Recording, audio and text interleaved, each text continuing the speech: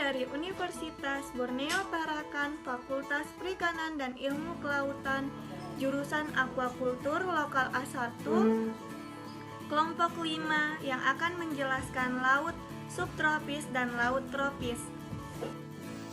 Ya, assalamualaikum warahmatullahi wabarakatuh. Perkenalkan, nama saya Ibrahim, NPM 19401044, lokal Aquakultur A1. Di sini saya akan menjelaskan. Bismillahirrahmanirrahim. Assalamualaikum warahmatullahi wabarakatuh. Perkenalkan, nama saya Citra, NPM 19401043. Assalamualaikum warahmatullahi wabarakatuh. Perkenalkan, nama saya Muhammad Kamarul Rizal, NPM 194010. Assalamualaikum warahmatullahi wabarakatuh. Perkenalkan, nama saya Muhammad Fazli, NPM 1940101050. Assalamualaikum warahmatullahi wabarakatuh. Perkenalkan, nama saya Elam Permatasari, NPM saya 1940101051. Tentang definisi musim laut tropis dan subtropis, teman-teman. Nah, jadi teman-teman, di sini saya akan membahas terlebih dahulu yaitu musim laut tropis.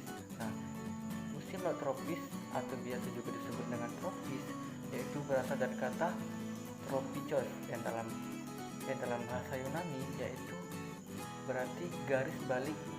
Yang garis balik ini adalah garis lintang yang terdapat pada 2327 lintang utara, teman-teman. Nah, dan selatan, sedangkan daerah tropis didefinisikan sebagai daerah yang terletak antara garis historem yang terdapat pada 200 di sebelah bumi utara, teman-teman. Nah, dan selatan, daerah tropis dapat dalam dua kelompok iklim utama, yaitu terdapat pada tropis basah dan tropis kering, teman-teman. Nah, yang masing-masing amat tropis ini itu sangat berbeda, teman-teman. Ya, dan dikarenakan kenapa? Bahwasanya Indonesia merupakan atau termasuk dalam daerah tropik basah, teman-teman, atau daerah hangat, atau biasa juga disebut dengan daerah yang lembab, yang ditandai oleh kelembapan udara yang relatif tinggi, teman-teman, yang pada umumnya di atas 90% pada saat hujan tinggi, teman-teman. Seperti itu, teman-teman.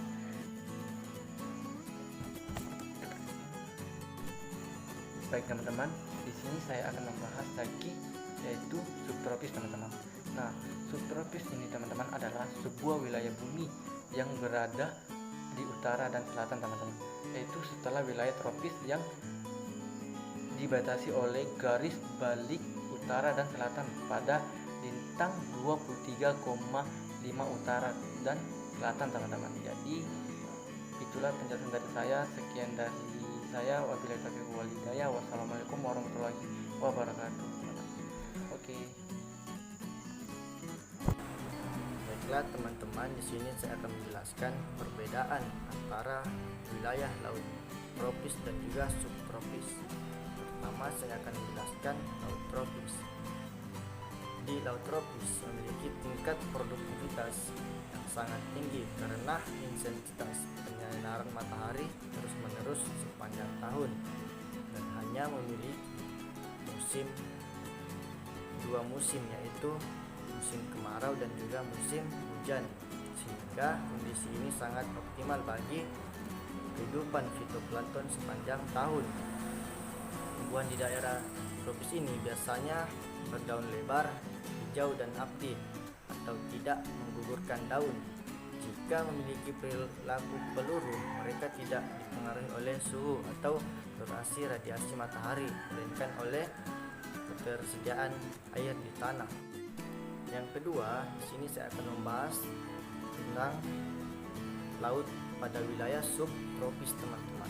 Jadi daerah subtropis intensitas matahari sangat bervariasi, yaitu menurut pada musim yang ada pada daerah subtropis tersebut, yaitu musim dingin, semi panas dan juga gugur. Tingkat produktivitas yang akan berbeda-beda pada setiap musim, yaitu pada musim semi tingkat produktivitas tinggi, sedangkan pada musim dingin sangat rendah teman-teman.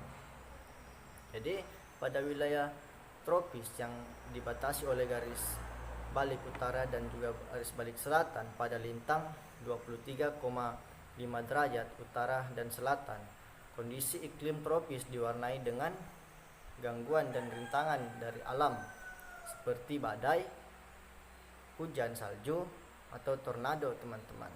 Di daerah beriklim tropis memiliki 4 musim, yaitu musim semi, musim panas, musim gugur, dan juga musim dingin teman-teman. Sekian dari saya, terima kasih. Di sini saya akan menjelaskan materi tentang musim laut atau bisa dibilang dengan iklim. Jadi langsung saja, iklim laut juga dikenal sebagai iklim pantai laut, iklim maritim, iklim Casdia, dan iklim Inggris untuk CFD, dan tanah tinggi subtropis untuk CWB. Adalah sejenis iklim yang biasanya ditemukan di sepanjang pantai barat, di area garis bintang tengah di beberapa benua dunia, dan juga di area tenggara Australia. Iklim dekat laut juga mengalami musim panas yang sederhana dengan dingin, dan musim dingin yang agak hangat dibandingkan musim dingin dalam iklim lain. Karena pada umumnya iklim ini bercirikan kaisar suhu tahunan yang lebih rapat dibandingkan tempat lain yang terletak sekitar garis lintang yang sama, serta tidak mengalami musim panas yang teramat kering seperti di iklim Mediterania. 1. Iklim yang serupa dari segi rentang suhunya juga ditemukan di tanah tinggi tropis meskipun terletak berjauhan dari setiap garis pantai. Umumnya, iklim semacam tergolong dalam klasifikasi iklim Köppen, CFB atau CWB, kaisaran suhu yang sebegitu kecil tidak bersumber dari jarak dari pinggir laut. Sebaliknya dihasilkan dari rentang persyaratan suhu yang juga kecil antara musim-musim yang mencarikan tanah rendah tropis. Altitudenya cukup tinggi sehingga dapat jatuh di bawah tingkat 18 derajat Celcius dan tidak wajar digolongkan dalam iklim tropis asli. Berbeda dengan iklim lautan, sebenarnya pula iklim tropis tanah tinggi bahasa ini mengalami kemarau yang signifikan pada musim dingin, misalnya kota di Meksiko. Potensi pertanian di kedua iklim laut dan iklim tanah tinggi tropis bahasa agak seiras. Iklim-iklim yang paling dominan di Eropa, di mana taburnya semakin ke pedalaman dibanding benua-benua lain. Sekian dan terima kasih.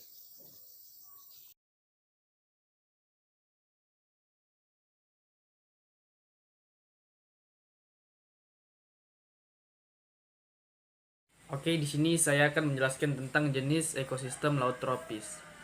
Tipologi umum ekosistem laut lepas ditinjau dari daratan ke lautan itu ada 3 jenis, yaitu yang pertama ekosistem mangrove, terus yang kedua ekosistem padang lamun, terus yang terakhir ekosistem terumbu karang.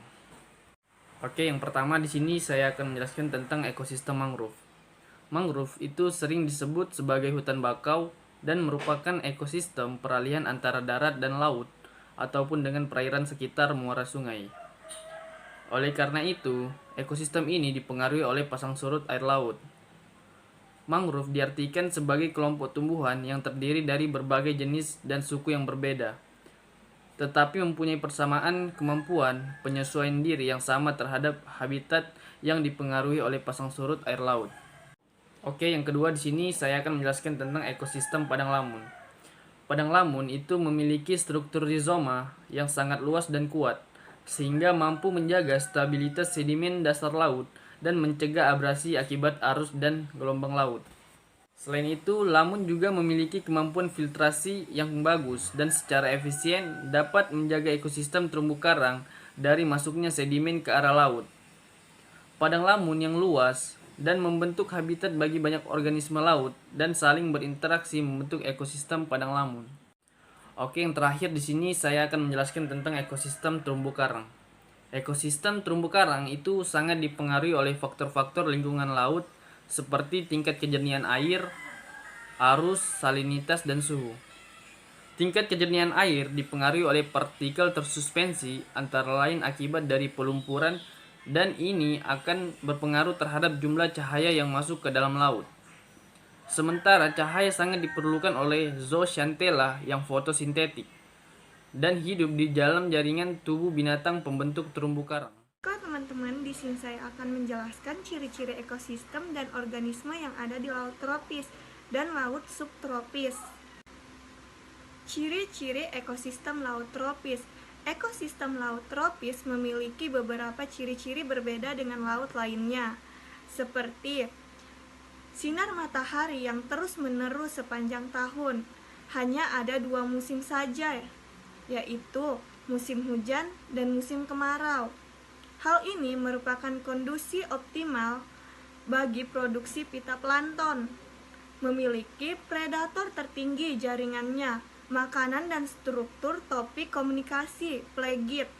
Secara umum terdiri dari algea, herbivora, penyaring, dan predator tinggi, serta memiliki tingkat keragaman yang tinggi dengan jumlah sedikit apabila dibandingkan dengan tipe daerah seperti subtropis dan kutub. Organisme laut subtropis seperti yang kita lihat di perairan Amerika Utara, biasanya memiliki warna makhluk hidup yang berwarna hitam, abu-abu, dan perak. Memiliki ukuran yang sangat besar. Bahkan siswa takjub melihat ukuran makhluk hidup yang hidup di air sangat besar dan berbagai spesies. Begitupun dengan tampilan ubur-ubur dari berbagai ukuran, dari yang sebesar kelingking hingga sebesar 1 meter. Ubur-ubur putih yang pucat, melayang-layang cantik di dalam air seperti penari balet.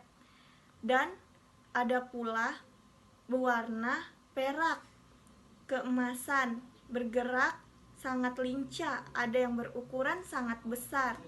Sementara organisme yang ada di laut tropis lebih berwarna-warni dengan bentuk yang lebih variasi.